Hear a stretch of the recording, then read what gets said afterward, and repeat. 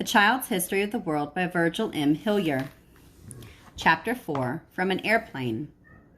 People of the Bronze and Iron Ages thought the world was flat, and they knew only a little bit of the world, the small part where they lived, and they thought that if you went too far, the world came to an end where you would tumble off.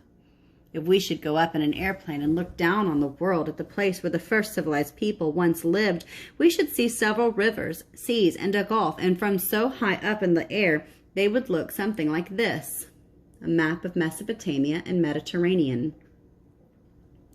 Now, you probably have never even heard of those seas and rivers, and yet they have been known longer than any other places in the world. One of those rivers is the Tigris River, and another is the Euphrates. They run along, getting closer and closer together until at last they join each other and flow into what is called the Persian Gulf. You might make these two rivers in the ground of your yard or garden, or draw them on the floor if your mother will let you. Just for fun, you might name your drinking cup Tigris and your glass Euphrates. You might call your mouth into which they both emptied the Persian Gulf, for you will hear a great many new names by and by. And as grown-up people give names to their houses and boats, to their horses and dogs, why shouldn't you give names to things that belong to you?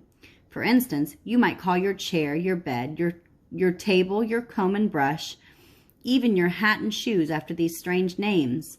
Then, if we flew in our airplane to the west, we should see, in the northeast corner of Africa, a country called Egypt, a river called the Nile, and a sea now called the Mediterranean.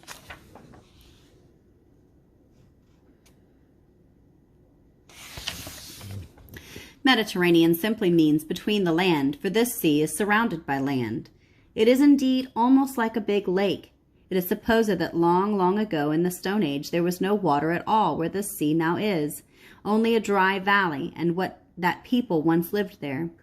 Along the Nile, and what is now Egypt, and along the Tigris and Euphrates, and what was then Babylon, Assyria, and Syria, lived people who were recording their activities and writing in pictures that have survived to this day. Certainly there were cavemen and other primitive peoples who were drawing pictures of their way of life. But because travel was not easy in those days, people in one region didn't know a great deal about people in another part of the world. This was soon to change. Many different groups of people lived in the country of the Tigris and Euphrates and along the Nile, and all of them wanted to own the best land. There were many battles. People moved around a lot because they lost a battle and had to move, or just because they were looking for a better place to live. One group or family of people called Semites lived in the land that today we call the Middle East, near the Mediterranean Sea and the Tigris and Euphrates. Modern Arabs and Jews are Semites. They speak Semitic languages that are part of one language family and sound very similar.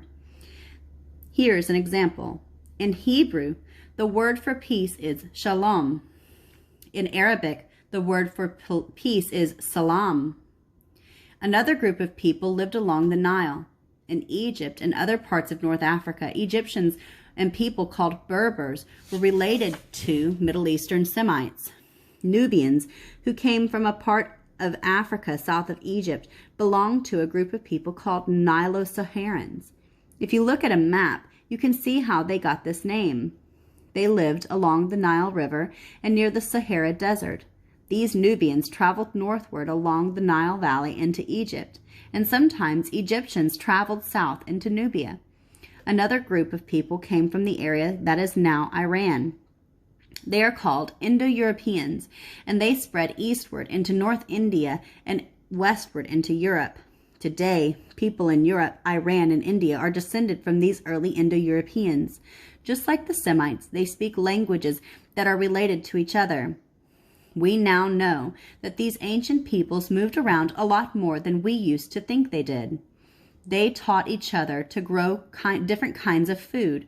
They exchanged goods with each other, and sometimes people settled down in the new land and stayed there.